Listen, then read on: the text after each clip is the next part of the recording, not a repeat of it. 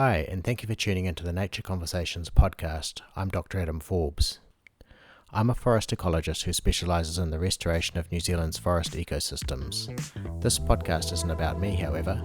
The purpose of the Nature Conversations podcast is to capture knowledge and insights from remarkable people and to profile important issues for ecology and nature conservation. In this episode of Nature Conversations, I sit down with renowned botanist Hugh Wilson, the driving force behind Hinewai Reserve, a groundbreaking native forest regeneration project in New Zealand. For over 40 years, Hugh has championed a philosophy of minimal intervention, allowing nature to do the heavy lifting in ecological restoration.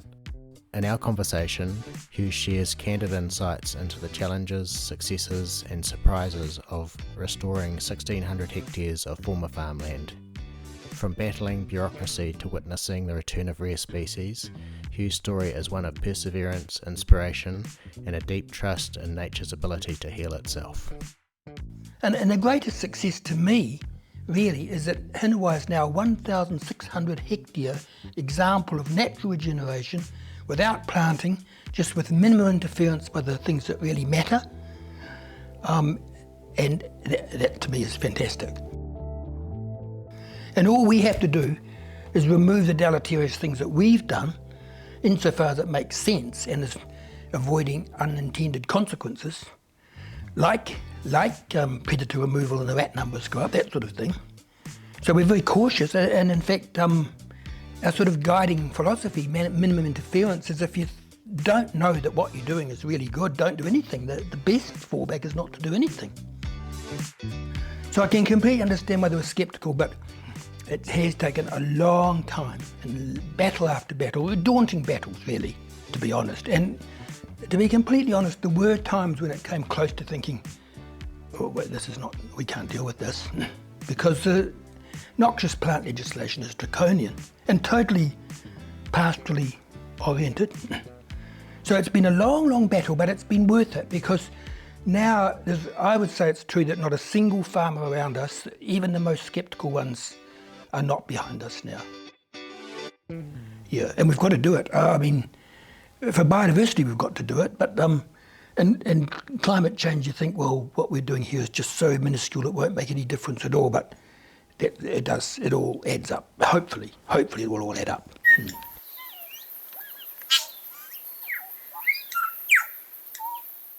Would you like to just describe your background and what you've been working on at Hinewai? Yeah, all right. So I'm Canterbury born at Timaru, although the family moved up to Christchurch when my twin sister and I were 5 or 6 or something. That was about 1950, 51. And I've worked most of my life as a botanist, as a freelance botanist. Well, when I say most of my life, I've been here half my life now. It's hard to believe. But I worked in places like Mount Cook National Park, Rakiura Stewart Island, Tongariro National Park, and Banks Peninsula, Arthur's Pass. So I've loved my life as a freelance botanist. It's been fantastic. Yeah. Travelled overseas a bit in the past. I don't want to do any more travelling now, but it was wonderful.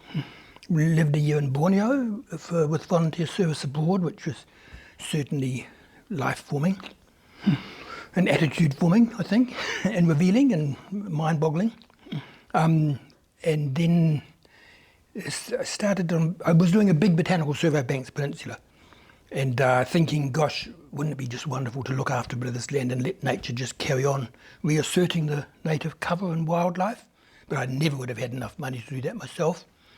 And amazingly, I was introduced to Maurice White, who set up our initial fund. He died at 96 just a few years ago. And he wasn't a wealthy person, but he had set up this fund. So that was the seeds that made Hinewai possible. Fabulous. And so for people that might not be aware of Hinewai already, what have you achieved here? Yeah, we started off very small. We bought 109 hectares in 1987. We reconstructed the trust a little bit because Maurice had set it up 10 years before and he was looking for things to do. So when he was introduced to me, he said, would you look for bits of land that might be possible to have what he had in mind, he was very keen on birds. And in a way he was sort of ecologically naive because he wondered what all the emphasis on the plants were, and I had to say, look, habitat's everything.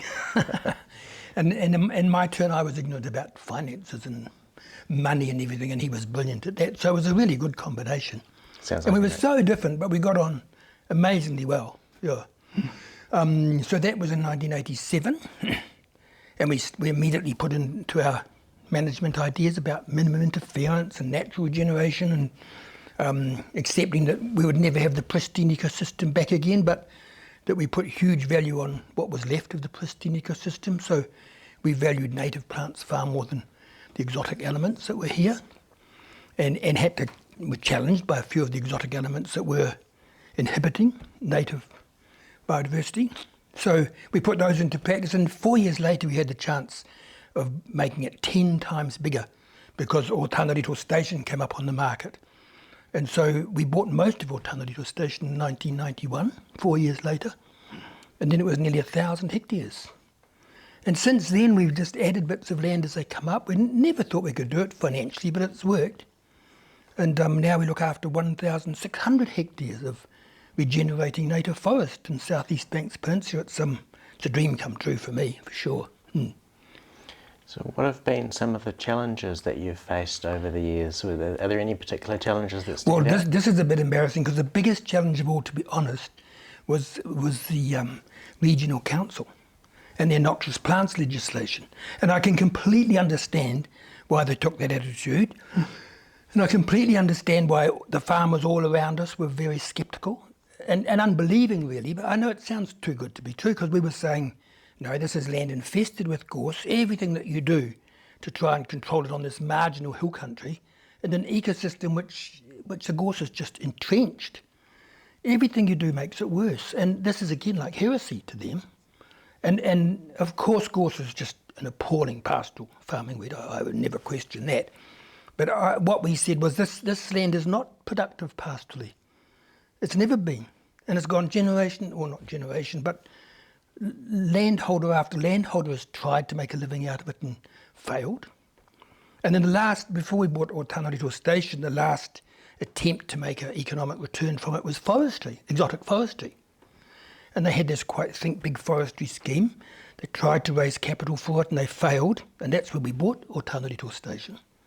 So I can completely understand why they were sceptical, but it has taken a long time, and battle after battle, daunting battles really, to be honest. And to be completely honest, there were times when it came close to thinking, oh, wait, we can't deal with this, because the noxious plant legislation is draconian and totally pastorally oriented. So it's been a long, long battle, but it's been worth it because now I would say it's true that not a single farmer around us, even the most sceptical ones, are not behind us now. So it's taken nearly 40 years. It hasn't taken 40 years. The last 10 years have been amazingly benign and peaceful in terms of that. Yeah. Interesting. Yeah. That's the biggest challenge, I'd say. But of course there are other challenges, like we had a huge wild goat problem, which we dealt with. It was a 10-year major war, basically. And the possums, and the hares, and the rabbits, and all the predators. We had to decide how we dealt with all that sort of stuff. A few noxious, I shouldn't say noxious, a few exotic plants which did, as I've mentioned, were of significance. Only a handful compared with the many tens of exotic plants we've got here. We only deal with a few of them. Nature's dealing with all the rest. Yeah. And I'm just thinking about your goat control. How did that work with the neighbouring properties?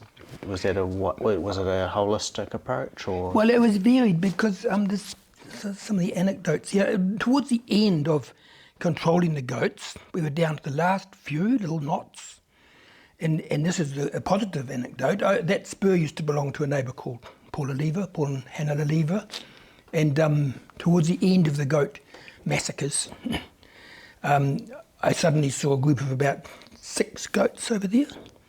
So I rang up, I got Hannah on the phone, and I said, oh, Hannah, look, can I go across your fence? There's this knot of goats there.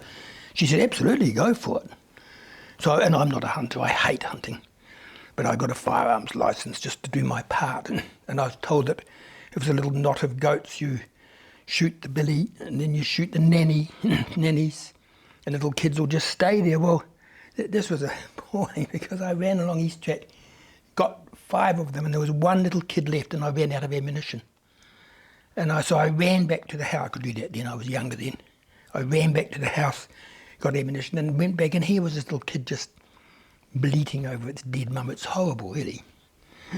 And then the opposite of that is that up on Purple Peak up here, which is now part of our reserve, our neighbour thought that it was controlling the gorse up there, and it just got worse and worse. And he said, no, I'm keeping the goats up. They're just feral goats, they weren't domestic goats. But in the end, he came round. And that was one of the last knots up on Purple Peak. And then we thought there was only one billy goat left, and that was over in Murderer's Gully over there. And the doc, Al Hutt, thought, no, this will be a project of mine, I'm going to get this goat. And he, every moment he could, he just went over and sat there and watched what it was doing. And it was so, did the same things every day.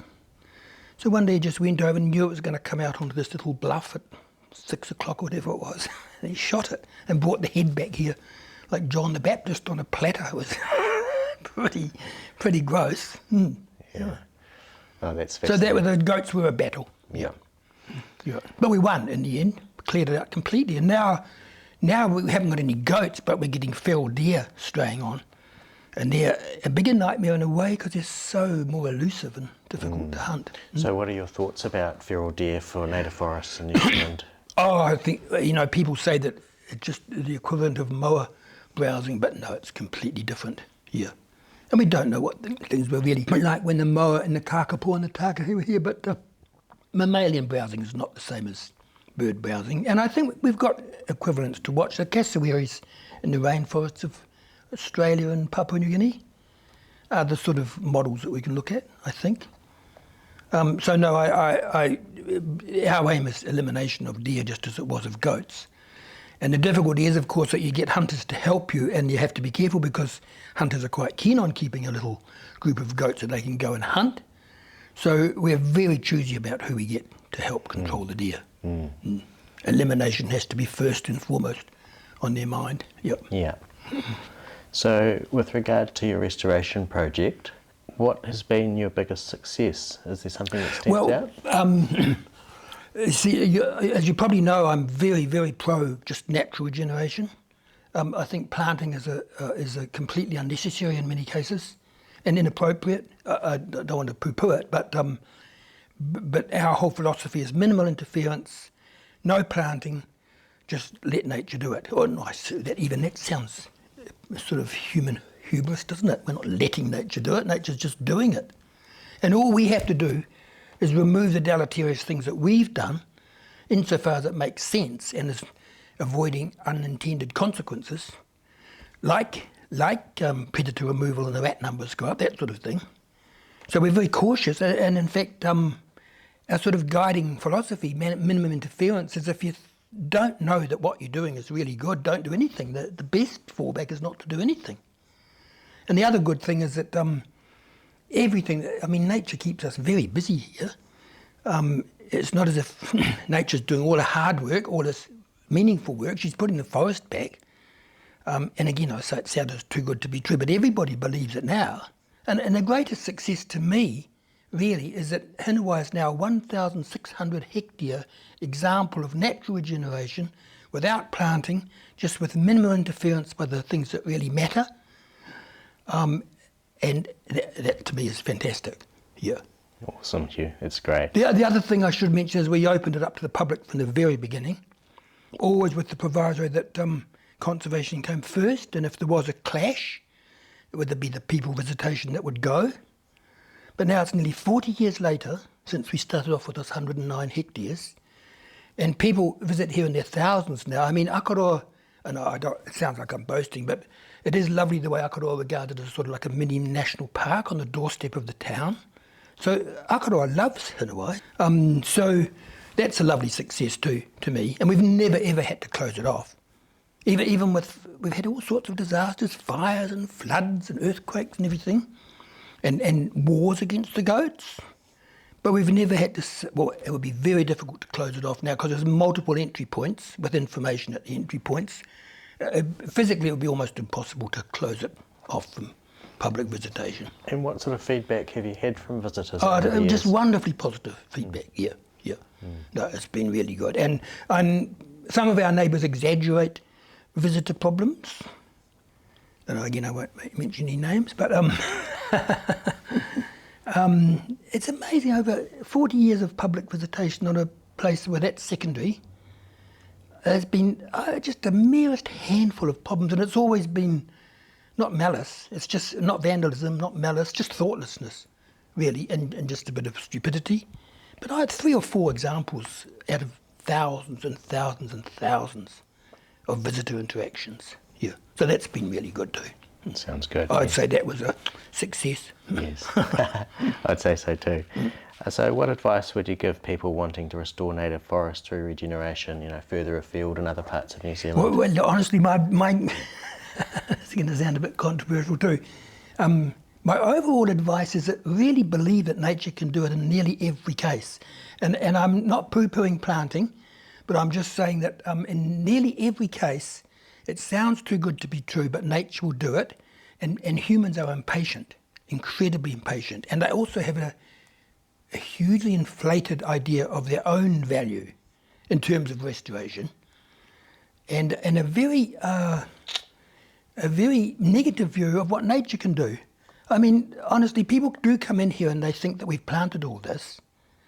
And I would say, look, and I lie too because I'm a hypocrite, I do plant things. And we would have planted hundreds, but not thousands, but only around the houses and only as a sort of arboretor of a whole floor of native trees and shrubs, just partly to measure growth rates, so we do that.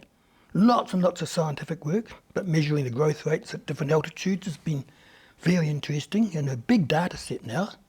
So we do that, but for every tree that we plant, I like to say, off the top of my head, nature's doing 1 million. That's a sort of measure of it. And she's doing it appropriately, scientifically, interestingly. The patterns and the processes are just so intriguing and so subtle and so scientifically intriguing that I just emphasise that over and over. So what I would say, because people get discouraged as well, don't they? They have you could do it on a hectare, but if you're talking about 100 hectares and you think you've got to plant it because nature can't do it, it's quite positive to let them understand that nature will do it in nearly every case. But on the plains, it's not quite as simple as that. There are places where it would be so slow that some very careful and considered planting program makes sense, but I would say that that's the extreme examples, yeah. And that's probably a little bit against what you've been doing, so I don't want to sound negative about it, but that's a push I would make, yeah. Yeah, no, it's very consistent. It's very consistent, not a problem. So what pitfalls might people face if they're working on their land in other areas and working towards native forest establishment with regeneration? Well, there are all sorts of pitfalls, aren't there? See, one of the biggest pitfalls is discouragement, that they think they're taking on too much and they don't do it, but that's nice to know that nature will do it anyway, so that everything you do is a plus, but nature's doing all the serious, significant work. That's a nice thing to tell people. But there's also people and neighbours. It's a huge problem, and the regional councils. I mean, I've been trying to help a couple up in Tasman, dealing with the Tasman Regional Council.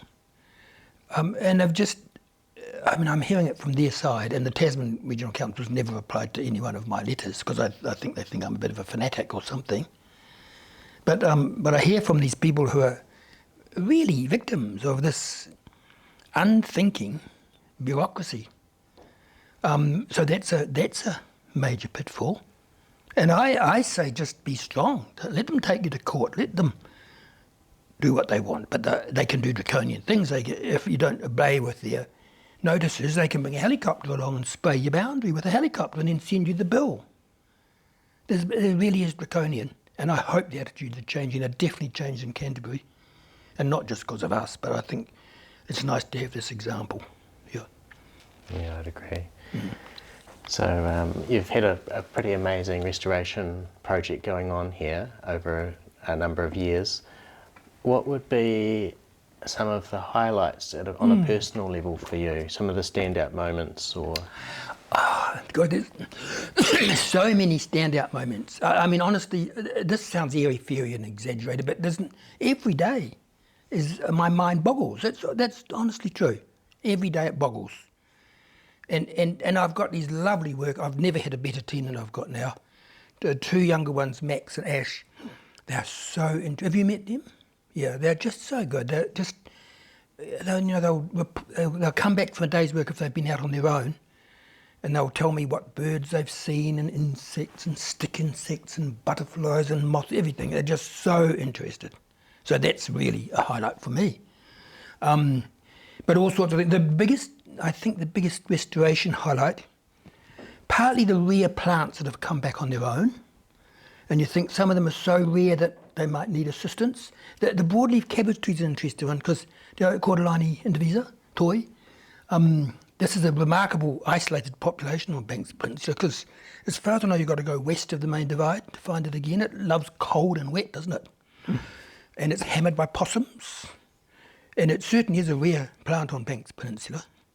And so I thought, near the beginning, well, this is one plant I'll just help. And I'll go and collect the seed, and I'll germinate and propagate them and plant them out. But they only seed every few years. They're very periodic seeders. And 3 times I went across to what I thought was the nearest population, way on the other side of Stony Bay Peak, Tarataru here. And I never found them in seed. And that's the way I like to tell a story, but it's not, it's a lie, it's exaggerated. I was coming back from one of those seed-seeking missions, but it wasn't. I was walking through what we then called Tom's Clearing, because the previous landowner had cleared it of Kānaka for firewood. And in Tom's Clearing, we found a little seedling of Cordyline indivisa. So I fenced it off from the rabbits, so I did interfere. And it's gone through its whole lifetime now, and it's only seeded once in that whole lifetime. I don't know how Toi does it. I don't know how they can keep going. But there's a really good population here now, all regenerating on their own. The possum numbers are down, and that helps enormously because they hammer them. And so there was no need to collect seed of Toi. It was all doing it itself.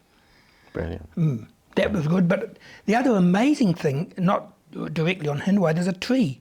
Small tree called Ptospum obcordatum, do you know? Yes, I've heard of it, yes. It was first found for its European science here on Banks Peninsula, and then never seen again on Banks Peninsula for 170 years. And it was found in other parts of New Zealand, first of all in the north. It likes to grow on alluvial soils, which were the first places cleared for farming. So it was probably always not that common, but the places it was were just cleared completely. And then it was found way down in the deep south, in the Catlins and Lake Manapori. And so we thought, oh, no, Rao must have collected it here. He didn't collect it up north, where he went. And then Melissa Hutchison, I don't know if you know Melissa. She's a young botanical, do you know Melissa? She's a young botanical, very enthusiastic, very good. She rang me up one day and she said, Hugh, I think I found Ptospum obcordatum. And this is funny because I, being a white, arrogant male, I said, Melissa, are you sure? Are you sure you haven't mistaken it for Mercini divaricata or something? Hugh, I know what. I was thoroughly put down. And then she came with a sprig of Ptospum obcordatum from a place where I'd been within 20 metres of it. And we've been searching for it forever. Not just me, but other botanists. And she had found one plant, there's a picture of us worshipping it up there on the top of that shelf there. And so we went over with her, and in the end we found about 40 adult young trees and bushes, and lots of regeneration, but just in this one restricted area. So that's a tree lost for 170 years. And of several things we thought were extinct, and it's only a handful of what we thought was here initially, even before Māori times. We keep finding them. We keep finding things we think were locally extinct and are back. The one we can't find yet is the yellow beech mistletoe, Alepis flavida, which was recorded from this, as far as we know, from the black beeches up here on our neighbour's place, just below the cab stand, in the 1970s. So that's not very long ago, not 170 years. And I'm sure Melissa's going to bring me up one day and say, Hugh, I found Alepis flavida. And I won't question her this time. But the other thing is, the other amazing highlight for me is the falcons coming back, because They were basically locally extinct on Banks Peninsula. The odd wandering male came through, didn't it? Well, maybe male, I don't know, maybe a female. And they were seen, but very rarely, but they weren't breeding here at all. Maybe for, I would say, decades and decades. And then one day I was working in the workshop, and I heard a falcon calling, and I looked up, and there was a small male falcon. I'd never seen anything like it, but they displayed. They flap their wings, and they fan their tails, and they jump up and down the branch, and kick, like this. And then I wondered what it was doing. I looked along the branch, and there was a larger female falcon just sitting there watching them, not looking all that impressed, to be honest. Well, and that was amazing, because we had a pair here. We'd seen one or two before, but just now there was a pair, and I thought, well, maybe they're going to breed. And then the end of that summer, I was working in the workshop again, and I heard kick outside, and I looked up, and here was this group of 4 falcons, 2 adults flying very professionally, and these 2 obviously just trying out flying for the first time. So if that's not a highlight for a restorationist, I don't know what it is. And we did nothing about it. We didn't introduce them. They just, basically the habitat was getting better and better, the bird populations were going up and up, and they just arrived and bred, and they're here now. And now they're a familiar sight to us. So that's fantastic, yeah. And that's that's one of the spectacular ones, but that sort of thing's happening just about every day, really. We find things, we just find rare orchids and things we haven't seen before, and building up the checklist of what's here, birds and plants and insects and everything. And the other good thing, see, I do ramble on, so am I talking too much? It's good. The other thing is that all sorts of experts come here too, because they think Hinewai is a really good place to, it's protected and it's looked after. So we get all sorts of experts on fields that I only dabble in, like insects and spiders and aquatic insects and all sorts of things. Fabulous. So build up a really good scientific database of everything. Well, not everything, it's never everything, is it? Oh, that's great, Hugh. Well, before we finish up, is there anything else you'd like to say to the listeners in terms of, any encouragement for them or anything you can see in the future? Well, just that it's hugely worth doing. And I mean, I mentioned some of the hassles that we've had, but there are hassles, but no regrets whatsoever. No, for me personally, that's a dream come true, and I know that for many people it would be a dream come true. And also you think you can't do it financially or work-wise or anything, but you can. If you're motivated enough and I think it's worthwhile, you can do it, for sure. And the good thing is that it's happening all over the place now. I mean, there's other trusts on Banks Peninsula setting up really good, sizable projects of natural regeneration and visitor access and everything. So, no, it's really good. Yeah, and we've got to do it. I mean, for biodiversity, we've got to do it, but and climate change, you think, well, what we're doing here is just so minuscule it won't make any difference at all, but it does. It all adds up. Hopefully it will all add up. Great, Hugh. Well, thank you very much for giving me the time to speak with you, and I thoroughly enjoyed it. Very good. And thank you very much. Good. Cool.